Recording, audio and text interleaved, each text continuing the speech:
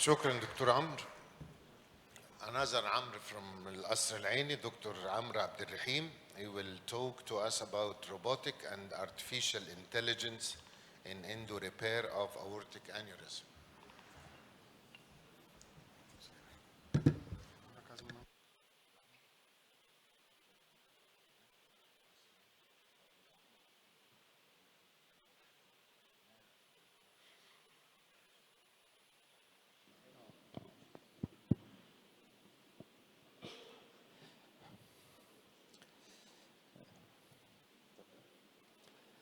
Bismillah ar-Rahman ar-Rahim. I would like to thank Professor Nasr Said for his kind invitation to this conference, and my special thanks to Professor Magda Haggag for his kind invitation. And as always, Dr. Magdi is the one who taught me the first steps in vascular surgery. My talk will be about the robotic and artificial intelligence in endo repair of aortic aneurysm. It's a kind of thinking outside the box. It's time to fly in the space. The human being reach outside the our Earth to the whole space. So, what is meant by artificial intelligence? Artificial intelligence is that computed program which perform tasks simulating our brain, including identification, recognition, analysis, learning from past experience, problem solving, and decision making. There is different programs, which is one of them is the machine learning, which allows to uncover the patterns and to make decision from the available data without need for frank instruction or prior assumption. Numerous algorithms can be used, and the machine learning itself is composed mainly of two methods or two categories, which is unsupervised and supervised learning. In the supervised learning, there is a definite input and a definite output, but there is a human supervisor. So the human being is interfering in this type of learning, while the unsupervised learning, the programs aim to identify constant pattern without human supervision. The robots in our work in the future is part of artificial intelligence. However, they are entirely different, because a robot is considered to be a static condition, because it performs tasks without further intervention. However, the artificial intelligence try to emulate the brain. A deep network is the machine learning unit. It's an example of how the machine learning is progressing in the form of an input layer and output layer with a hidden layer in between. One of the an example is to try to proceed for a certain decision. We have different networks like the Bayesian network and the support vector machine, in which there is it's a decision model which combine the margins of the known data to reach to a solution. As for to detect or to predict problems with endovascular aortic repair. In aneurysm, in AAA, artificial intelligence have different tasks. First, it's very important in imaging that it could give us many idea about the morphology, geometry, and the fluid dynamics, as well as presence of intraluminal thrombosis and calcification.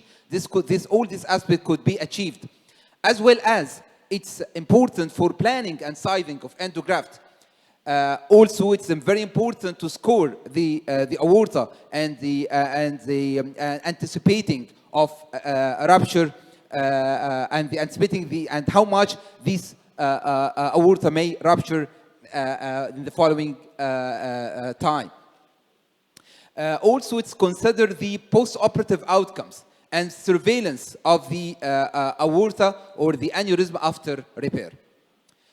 This is the machine learning unit. We have a patient input with different data, clinical history, surgical data, to reach at the end with the pattern of algorithm to decision making. This is an example for how the artificial intelligence could do for the AAA. Here, it could. This is type of software which is called Prevorta or Neura, which is using artificial intelligence to plan for the AAA and to do a surveillance for this aortic repair thereafter.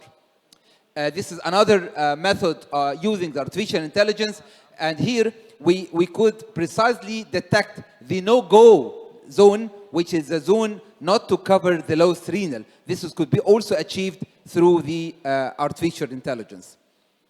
The same also, the machine learning could detect the endoleak. For example, here on the left side, this is the image obtained by CT angiography, and this is the specialized radiologist could detect the endoleak, and here the last table or the last one here is the machine detecting the endoleak. So it's considered to be a step in the future to for the machine to detect the endoleak without human interference. The same also there is a geometric and biochemical modeling in order to anticipate the growth of the aneurysm and and anticipating its rupture thereafter.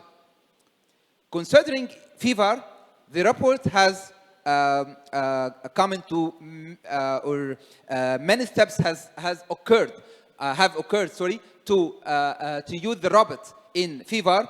It's very important that the robots can do a very sophisticated task in the form of active maneuverability of the tape, stabilization of the delivery system.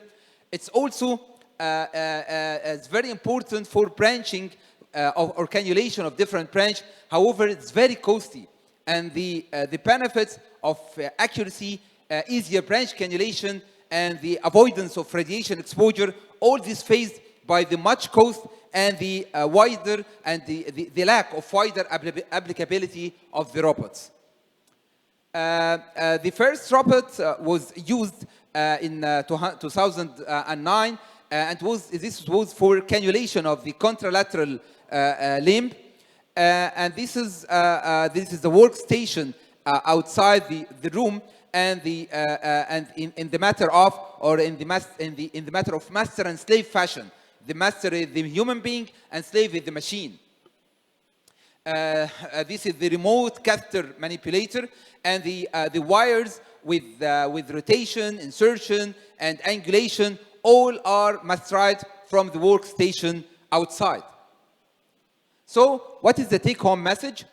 The artificial intelligence become a cornerstone in patient selection, anticipation of comorbidities, measurement and planning for EVAR, proper stent deployment, and precise follow-up could be also achieved. At the same time, the robots can have a very important steps in manipulation of the different wires and the catheters. Also, it is faced by much cost and the application of wider applicability of this maneuver. So it's a future. We have to be enthusiastic to think outside the box and use the new technology to achieve better and safe achievement in our practice. Thank you. Thank you, Dr.